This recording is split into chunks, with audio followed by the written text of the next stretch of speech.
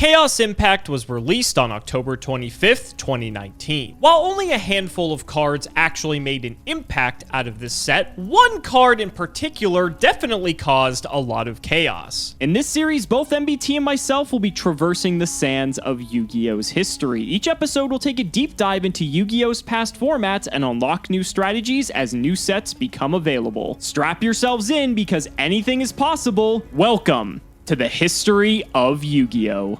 If you want 5% off any singles or sealed product, click the affiliate links in the description and use code CIMO5. And clicking the TCG Player affiliate link before you shop helps support us to provide you with more amazing content.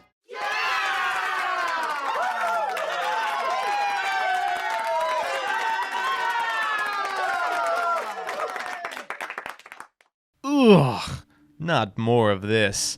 Behold true Draco Sky Striker. It might surprise you to hear that Orchest was not the only place that Sky Striker was being experimented in the wake of TOS format.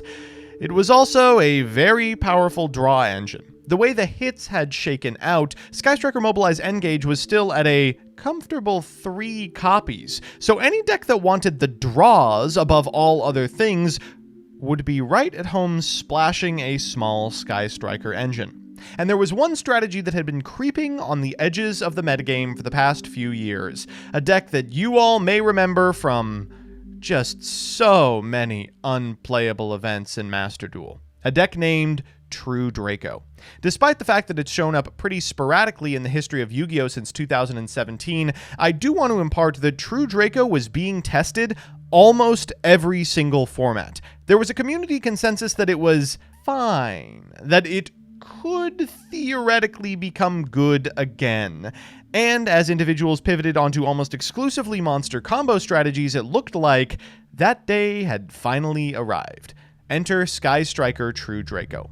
This deck is exactly what it says on the tin, trying to take advantage of the fact that a significant amount of individuals were dedicating a ton of main deck space to stopping monster combo. It played a significant amount of cards that hosed those monster combo decks on its own, things like Nibiru and There Can Be Only One, and filled the rest of the deck with draw spells. Yes, that is pretty much what True Draco has been doing since inception, but this is one of the most consistent mechanisms by which it could take over games. You can see that they're only playing 2 main deck True Draco monsters, but realistically that's all you needed. Ignis Heat and Dynamite Knight were really all you needed in a format where you could all but ensure that you found a copy of Dragonic Diagram protecting them, because Sky Striker Ace Ray and Engage were so extremely available and drew you just so many cards. I do want to stress that this deck took advantage of the fact that very few people were playing a consistent amount of spell trap removal in the main, and it was adept at breaking apart game states, making use of the graveyard effects of cards like True Draco's Apocalypse and True Draco Heritage to piece apart opponents' boards that were concentrated both in back row and in monsters. Before we do that, let's do the card by card. We've got a copy of Dynamite Knight, a copy of Ignis Heat, 3 copies of Nibiru, 2 copies of Ray, 1 Spellbook Magician of Prophecy. This was pretty common during this period, playing the 1 Blue Boy, the Spellbook of Knowledge, and 2 Secrets.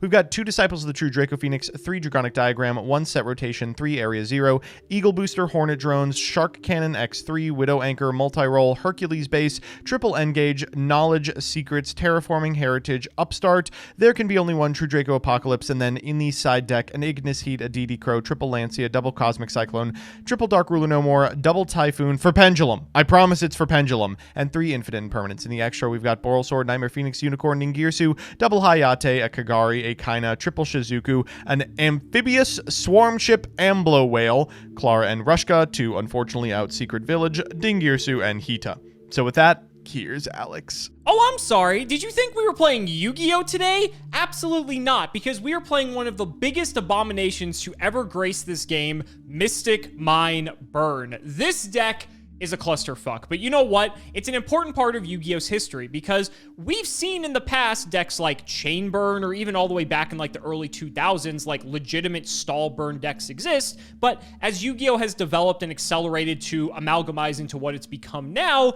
we don't really see decks like that anymore. And yeah, Chain Burn has been able to still continuously top like every once in a blue moon, but aside from that, not really much else. And I can understand why. It's not a playstyle that everyone particularly likes to play, especially more so play against, but it's neat to see a card like Mystic Mine be developed in the sense that it enabled a strategy like this to exist. So if you've never seen this deck before, this is a card that says if your opponent controls more monsters than you do, your opponent cannot activate monster effects or declare an attack. Now, you have to think about in the context of modern Yu-Gi-Oh! And like some of the decks that we've been playing, most decks revolve around activating monster effects. And most decks, if they do have spell and trap removal, it's probably in the form of a monster effect. So by activating this card, and assuming your opponent has a monster on the field, otherwise this card will just blow itself up, then they really can't do a whole lot. They can't attack you, and they can't activate its effects. As a result of that, you just have them straight up on a lock that they cannot break unless they happen to be playing out of engine spell and trap removal, which honestly not many decks were doing. So from this position, how do we actually win the game? Well, there are cards like Wave Motion Cannon that OG players might remember. Well, now we just have Cauldron of the Old Man, which is better Wave Motion Cannon because it can kill the opponent in 7 turns instead of 8. This card, when it's activated, you place a counter on it, and once per turn during your standby phase, place another counter on this card, and you can activate one of these effects once per turn. You either gain 500 life points for each counter, or inflict 300 damage to your opponent for each counter on this card. The way the math works out is that this will kill your opponent in 7 turns if you activate it every single turn to do so. So it's like a slower burning Wave Motion Cannon, and it's nice because you don't have to just do it all in one fell swoop. We also have Final Countdown as another win condition. It is limited, but honestly, it's better in some ways because it can't get removed off the field like Cauldron, and we're going to be spending a lot of our time protecting the Mystic Mind to make sure that our opponent can't actually play the game, and so that's sort of what every other card in here's purpose is. Card of Demise is to find our win conditions. Demise of the Land is able to stick Mystic Mind on the field if our opponent special summons a monster. Field Barrier protects Mystic Mind and also makes it that field spells can't be played, which is relevant depending on certain matchups. Goddess Skuld's Oracle is hilarious. The only relevant text here is once per turn during your main phase, you can look at the top 3 cards of your opponent's deck, and if you do, place them on the top in any order. You cannot normal or special summon monsters for that this turn except Fairy. That's perfectly fine because all you're trying to do here is just make sure your opponent doesn't draw any ways to possibly out your Mystic Mind, or if you're playing Cauldron, that as well. We're even so deep that we're playing Left Arm Offering in this deck, which is a way to banish our hand and search any of these cards that we want. It adds a spell card specifically, so let's say we have Mystic Mind and not our win condition, or vice versa. We can just search whatever we don't have, pair that with Triple Pot of Duality, Triple Pot of Extravagance, Terraforming to, of course, get to Mystic Mind, and Double Prohibition to call out specific cards such as Twin Twister, Cosmic Cyclone, etc., that would actually be able to destroy our mind or our win condition. And continuing with our protection, we have Triple Dark Bribe, Triple Solemn Judgment, and then Metaverse is just a way to search for Mystic Mind, and DD Guide is probably a card that none of you have ever seen in your life, aside from if you played back during, Shadow of Infinity in 2005. This is a card that on normal summon, you give control of it to your opponent. It's funny because it's not an effect that activates, so it actually works under Mystic Mind, and by giving your opponent a monster, this card seems naturally terrible. It ensures that the Mystic Mind will stay on the field, because if the monsters on the field are equal, then Mystic Mind will actually destroy itself, hence why you need your opponent to have a monster and you can't have any. The extra deck is just actually completely worthless aside of needing it for Pot of Extravagance, and then the side deck is stuff that situationally could come up. Dolgaron is kind of just like a better version of DD Guide if our opponent already has a monster, so that's here for that. Lava Golem can actually burn them, so that's relevant if they go wide. Dark Ruler is a way to make sure that we can actually stop our opponent from setting up their board, then stick Mystic Mind, and then we just win the game. Curse Seal of Forbidden Spells, another way to stop them from using all their spells that could stop us, like Twin Twister, Cosmic Cyclone, etc. And Unending Nightmare is just a way to deal with any other, like, sort of floodgates or anything that, again, have a similar effect that could potentially stop us. So, depending on the matchup, these all come in, but boy, is this a absolute nightmare to look at. No pun intended, because we're looking at Unending Nightmare. That's a very fitting name for this deck, and all things considered. So we're going to see how this one goes. It's something that not a lot of people like, but it's also, something that a lot of people love. So take for that what you will. Ladies and gentlemen, let's not make you wait any longer. It's time to duel. Joseph, I see you're all ready for this episode, given your sleeves. Ready in mind, not ready in spirit.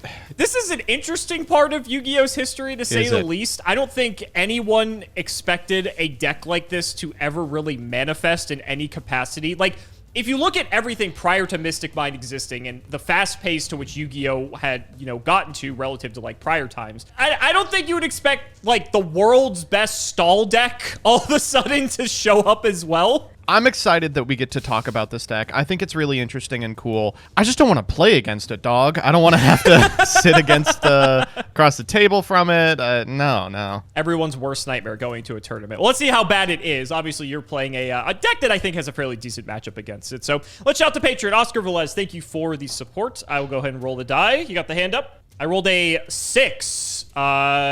I don't know what the 6 stands for, but I'll figure it out. I threw up a 1. So, I mean, it's fine. I mean, you're just looking to set Mystic Mine anyway, right?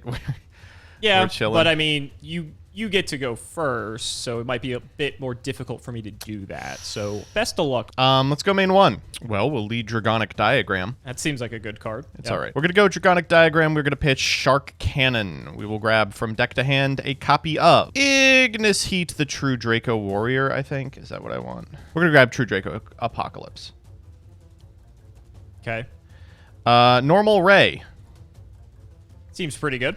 I'm with her. Let's go Shizuku, set 2. Oh, you better not try to activate any monster effects because I'm really going to blow you up. Oh, I bet. And Face will grab Engage and go ahead. What if I was playing Orcus, Joseph? You got rid of your Shark Cannon. I will tell you right now that if you were playing Orcus, I would be winning this game. It's probably true.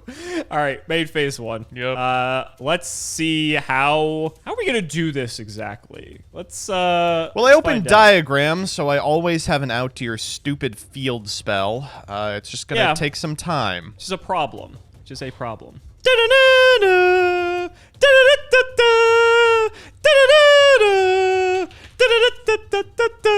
You got a response?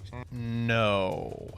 Excellent. Let the misery begin. You might need that zone, so if you do, let me know. I won't. I will not. Okay. Diagram. What the fuck are we gonna do about that? This card's at 1, by the way, right? You just naturally open it. Is it? Oh, is it? Oh, I thought you meant diagrams at 1. Final countdown, yeah, I'm pretty sure this is at 1. I've got it. I'll fire it. You got anything? So now I just need to figure out how we deal with diagram. All right, this is gonna be interesting. Let's go ahead and fire Goddess Skuld's Oracle. Oh, God. Come on, man. Don't do this to me. I would like to look at the top cards You of the can deck, look if at you the don't top mind. 3 cards of the deck. Yeah, you can. Okay. You know what? I think, judging by these cards, not that any of this really matters, to be honest, because you can just search your deck. I think that card is going to be especially useful to you. And then we're gonna set some cards, and we're gonna pray. Go ahead. Okay, that's 1 on countdown. Oh, thank you. Isn't that such a nice card I gave you? It is. Let's go Engage. You know what? Fuck it. I'm not firing that. We're gonna save this. We'll go Dragonic Diagram. I don't know. Let's grab Heritage. Okay. And I will pass turn. Mystic Mine blows up. Turn 2 on countdown. Okay. See, we're making progress. I'll draw. I will set another. Oh, first I'll Goddess Skuld's Oracle you. Yes, you This is the can. greatest Yu-Gi-Oh card ever printed. Oh shit! Fuck. You can have that one, and we'll set another card. Go ahead. Turn 3 on countdown. That's interesting. I guess I just kind of expected you to not do that. Let's go Dragonic Diagram. We're going to pop Apocalypse, I think. We will grab Ignis Heat. Sure. Let's go set 1. We'll Tribute Summon Ignis Heat. Anything here. Let's go Heritage. Heritage to draw 1. We are going to try to draw 1, yeah. I don't want to click anything else. Yeah, there we go. Okay. Let's just try and get in for 27. Yeah, take 24. It's 27 from the diagram. Or 27, because you're boosted by diagram. Yep, sorry. Go ahead. I'll draw. Perfect. All right, I'm dead. Huh? Good game. What?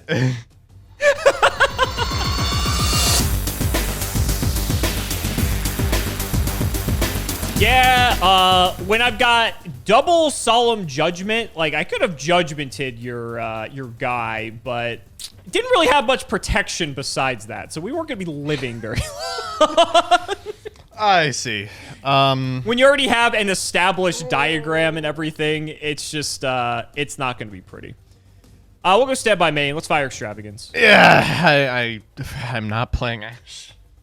This may shock you. I don't think I need anything that is in my extra deck. This seems promising, potentially. Now, the question is, what the fuck am I afraid of? I'm going to OTK you. Your side.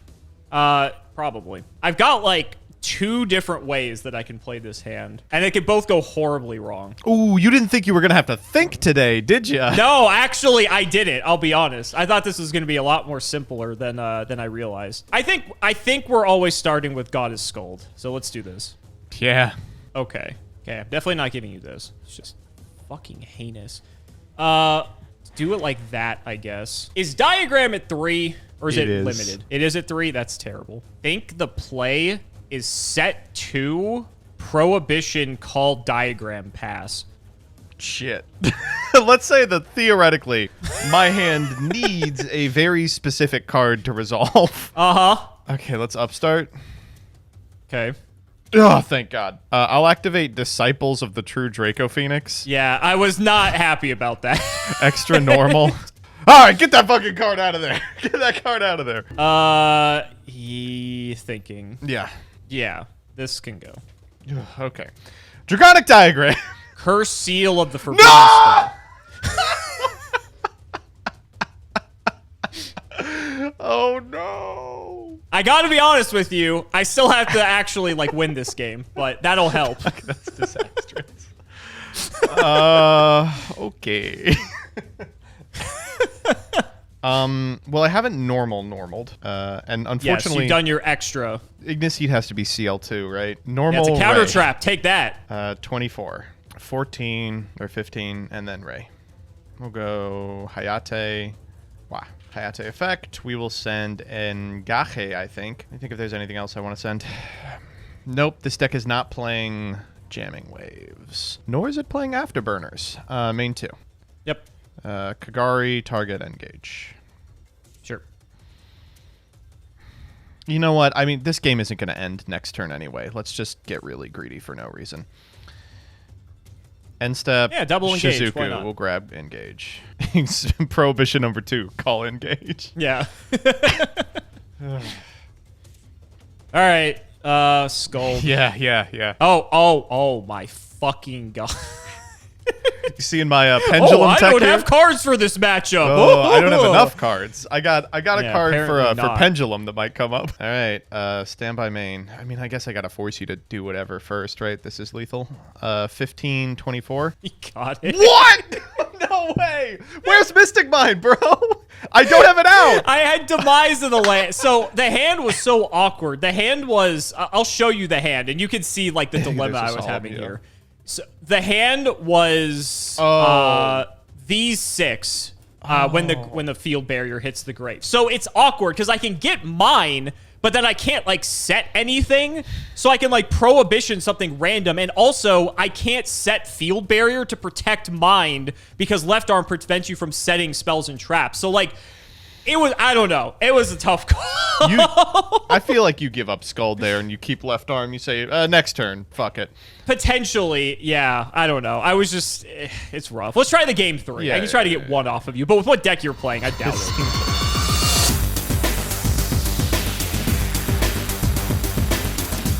You have the best chance pre-sideboarding for sure. Yeah, of course. Before you start bringing in Cosmic Cyclone, Typhoon, and every other spell and trap removal card that's in the game. All right. True. Jeff Leonard, grant me strength. Oh, okay. That's a good start. Yeah. This looks like our best look yet. We'll go set 3 and pass. Stand by me. Ray? Sure. Wow. Take 15. Ray effect. Hayate. Demise of the Land. Oh, boy. Yes. We'll get the card. Yeah.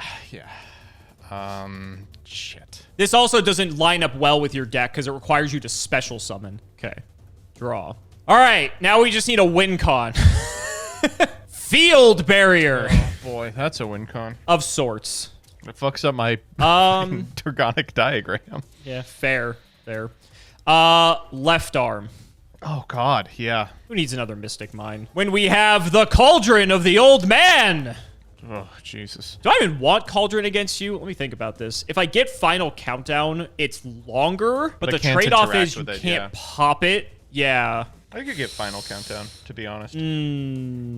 I think, actually, just for this particular matchup, I do. So I'll just fire it, which I actually should just put it up here. I left-armed. I take 2,000 from this, and now we just hope we don't die. Go ahead. Okay. That's like an out. That's a really good draw, actually. Let's go Heritage. Yeah, sure. Okay, turn 2 on countdown. Yep. That's a great draw. Oh, come on. Yep. Okay, Goddess Scold. Oh, Jesus fucking Christ. We'll do it like that. We'll set this. End phase, I ditch left arm. Turn 3 on countdown. Turn 4 on countdown. Card of Demise. Yep. Prohibition, call True Draco Heritage. End phase, turn 5 on countdown. Go ahead. Would you be so kind as as to place a monster on your side of the field? Why would I do that? And you're also assuming I have monsters in this deck. I saw the guide. Oh, I'm sorry. Scold. Yeah. Go ahead. Turn 7. Terraforming. Area 0. It's fine.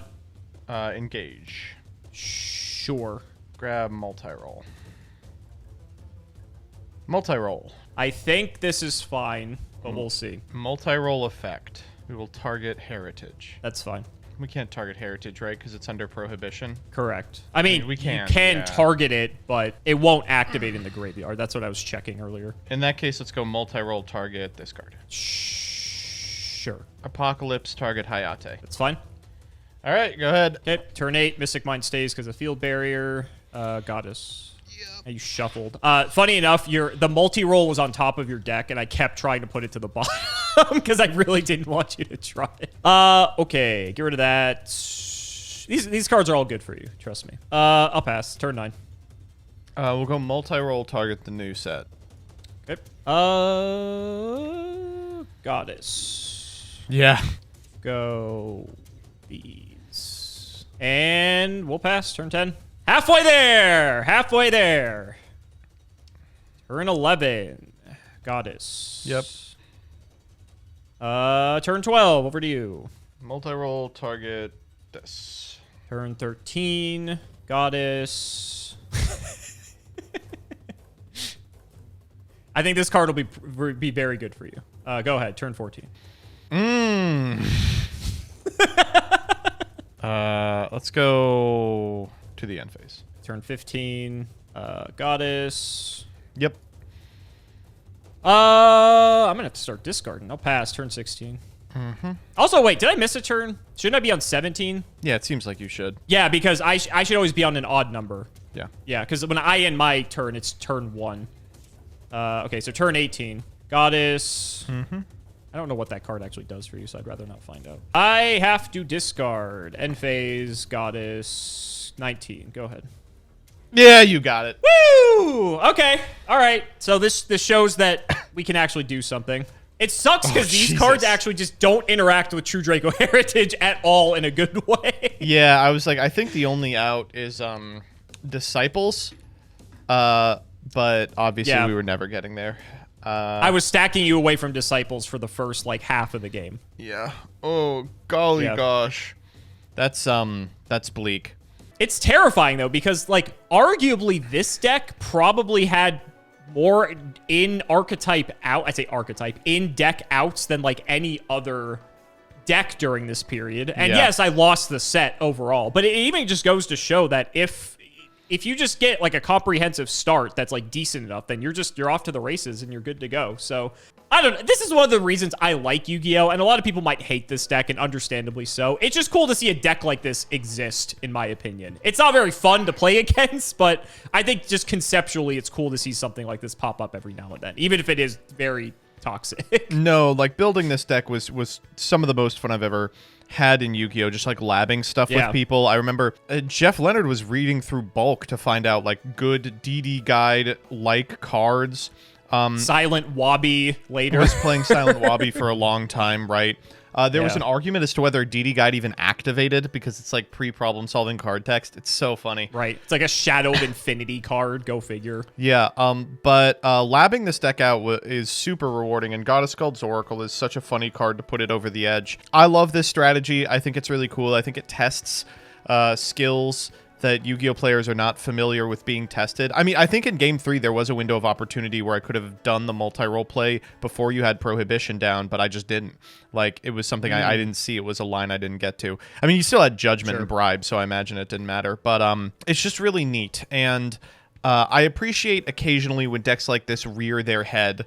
I am very happy that they are not still playable. I agree. Like I said, the novelty wore off, I think, rather quickly. And it's not like Mystic Mind was locked to this particular deck, which I think was the most horrifying part about it. Like, we didn't really show it off too much in other history episodes, but Striker was playing Mystic Mind main deck. Orcust was playing Mystic Mind main deck, just because if your opponent just didn't have an out to this card, you automatically won the game for no conceivable reason. And that's not particularly fun. Granted, people did have to start playing stuff like a lot of people were just playing Cosmic Cyclone anyway, just because it just sort of dealt with stuff like Crescendo, you know, like Salamangreat against Striker even. It dealt with, like, you know, multi-roll or different things like that.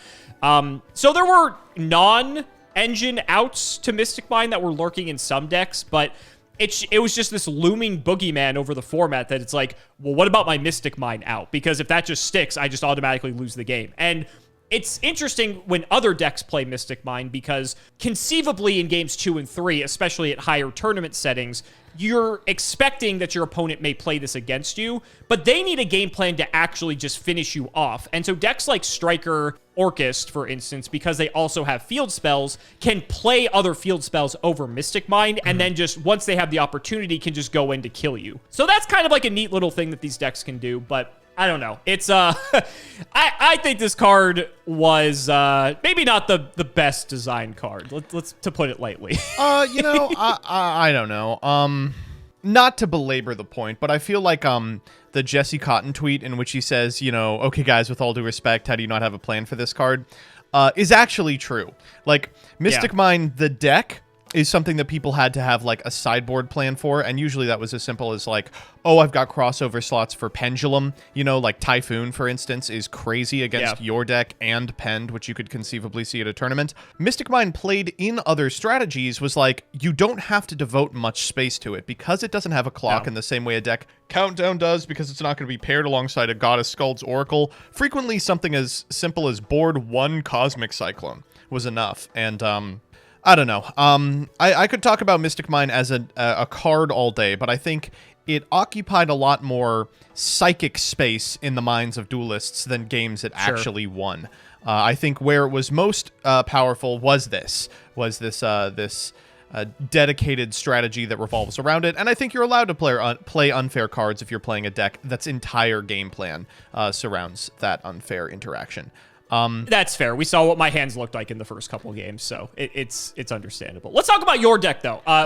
Although we played against Mystic Mind, granted, we didn't get to see a ton of your deck.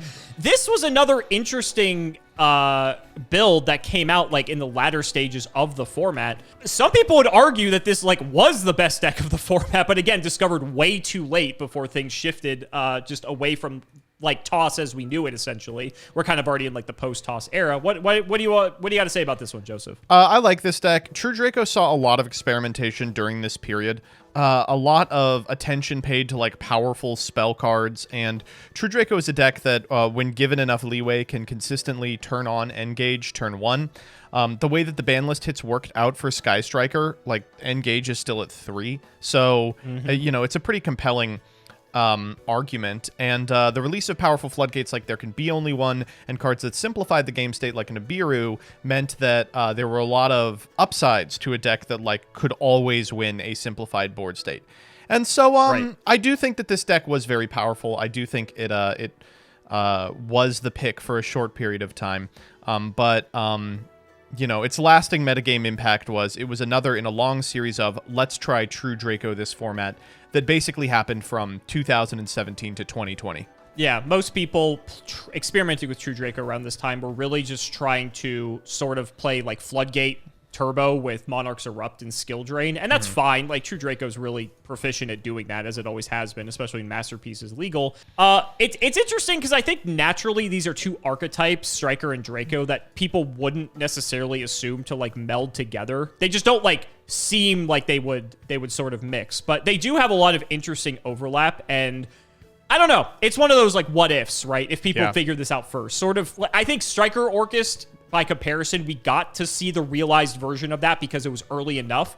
I think Striker Draco, unfortunately, was almost just like a bit too late. I think it would have been really cool to see more of this deck during this time.